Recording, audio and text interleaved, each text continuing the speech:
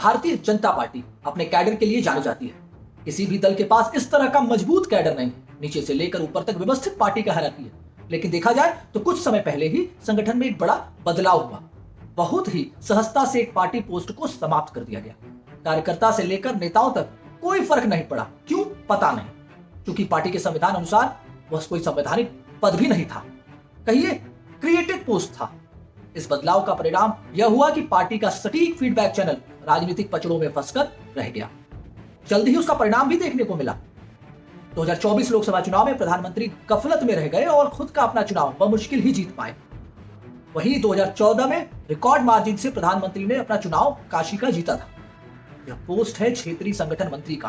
पुराने भाजपाई इस पोस्ट की जरूरत को समझते हैं, आज भी महसूस करते हैं। इस पोस्ट पर भाजपा एक आरएसएस प्रचारक को डिप्लॉय करती है। आरएसएस से प्रचारक मांगती है और उसे राजनीति के काम में लगाया जाता है। प्रचारक का न पैसे रुपए से मतलब, न ही खुद विधायक सांसद मंत्री बनने से। जो सही है वही फीडबैक दिल्ली लखनऊ के लोगों को मिलता है।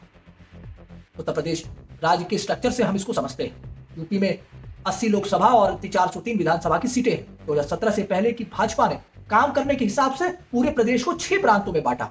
गोरक्ष, काशी, अवध, कानपुर, बुंदेलखंड, ब्रज और पश्चिम क्षेत्र।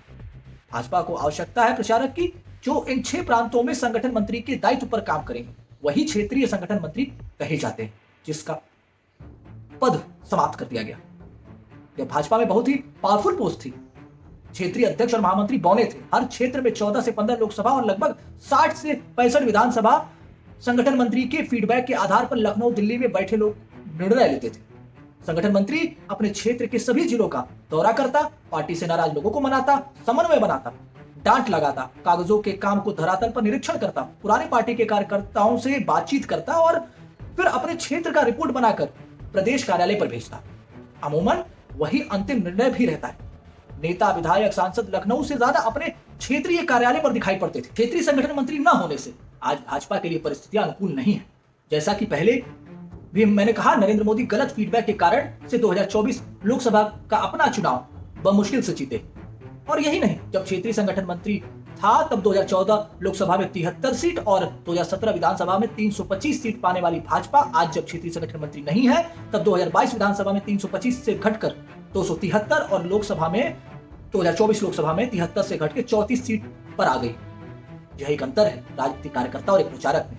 भाजपा के लिए परिस्थितियां इतनी ही खराब नहीं है।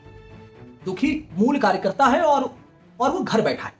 उसके मनाने समझाने वाला कोई नहीं। प्रधानमंत्री देश देखे कि लोकसभा, उसकी नाराजगी बहुत बड़ी नहीं है। इतनी ही है कि क्षेत्रीय संगठन मंत्री न रहने से पार्टी में आपसी सेटिंग करके गलत तरीके से टिकट बंटवारा हो रहा है। संगठन से लेकर सरकार तक में भाजपा का अपना कार्यकर्ता दायित्व से वंचित है। विचार के विपरीत लोग और लाभ लेने की मंशा से पार्टी में सेटिंग करके शामिल हो जा रहे हैं। पैसों का खेल पड़ गया। कार्यकर्ताओं की नाराजगी का हल निकालने वाला और मंत्री विधायकों पर लगाम लगाने वाला कोई नहीं। यह काम संगठन मंत्री करता था।